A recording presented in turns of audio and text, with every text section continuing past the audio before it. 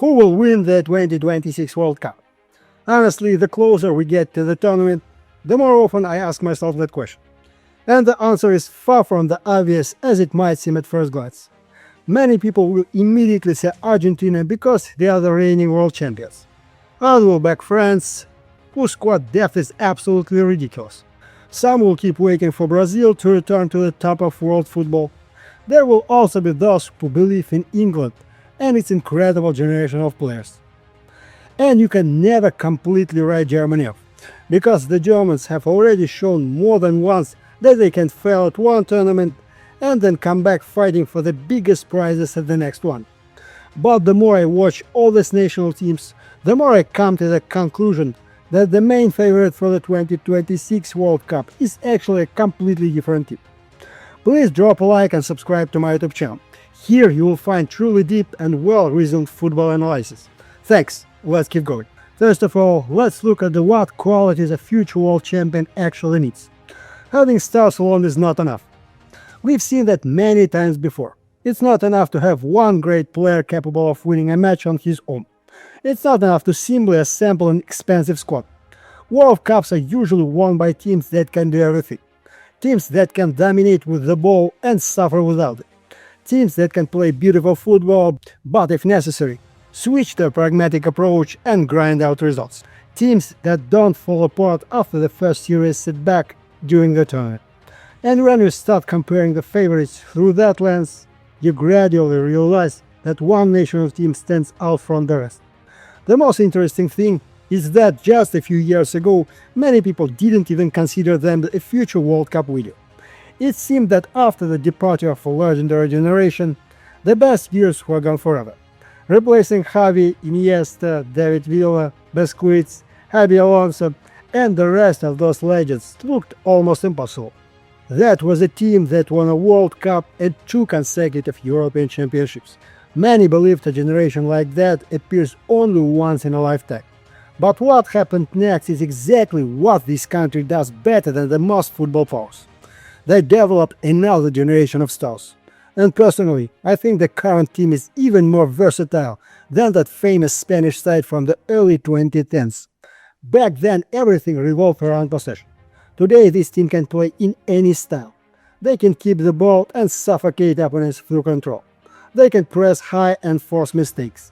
They can give away possession and punish teams under counterattack.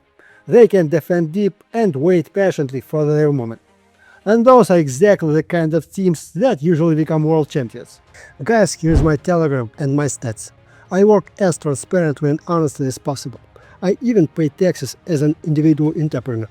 I am one of the few in this space who actually works openly and fairly. The link is in the description below. And this is where we arrive at my main favor. For me, it's Spain. And it's not just about the team play. Look at the level of talent available in this squad. When people talk about the future of world football, the first name they mention is Lamine Yamal. And rightly so. What impresses me most isn't his technique or speed, but his complete lack of fear. It doesn't matter who is standing in front of him. France, Argentina, Brazil, Germany. There are no untouchable names for him. He steps onto the pitch and plays as if he's kicking a ball around with friends in the neighborhood. Those are the players who often become the faces of major tournaments. Sometimes one young player can completely change the story of a World Cup. And Yamal possesses a rare quality that simply can't be done. He can decide a match with a single action. One dribble, one pass, or one shot. But if Yamal is the superstar talent and the player capable of creating magic in attack, then Pedri is the brain of this team. In my opinion, he is one of the most underrated footballers in the world. When Pedri is on the pitch, Spain looks completely different. Faster, smarter, calmer. It feels like he sees attacking sequences develop before anyone else does. Players like that rarely get the biggest headlines, but they often become the defining figures of major tournaments. If Pedri arrives at the World Cup in top form, his influence on Spain's game will be enormous. But the most important thing isn't Yamal. It isn't even Pedri. The most important thing is that Spain does not depend on a single player. Argentina depended heavily on Messi for years. Portugal was built around Cristiano Ronaldo for a long time. France is still heavily connected to Mbappe. Spain feels different. If Yamal is shut down, another hero can emerge. If the forwards struggle, the midfielders can decide the game. If defending becomes necessary, the entire team can work behind the ball. This is not a one-man national team.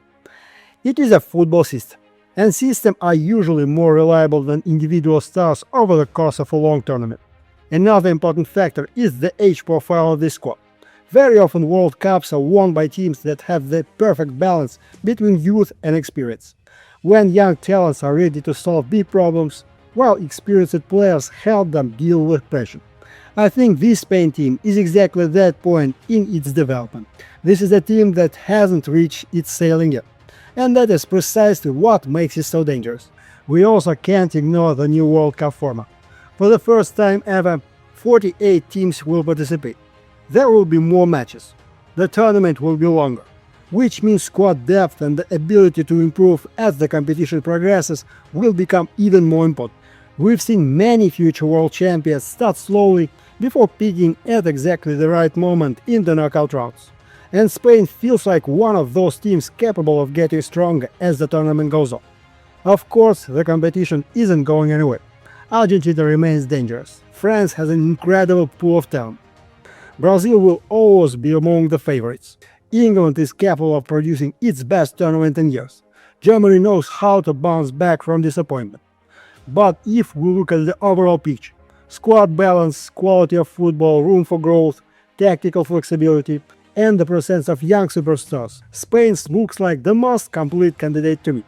And you know, when I imagine the 2026 World Cup final, a packed stadium, millions of viewers around the world, a level scoreline, and the final minutes ticking away, for some reason I feel like the decisive moment will come from this team. Maybe it will be Lamine Yamal, maybe Pedri, or maybe a player who isn't receiving nearly as much attention today.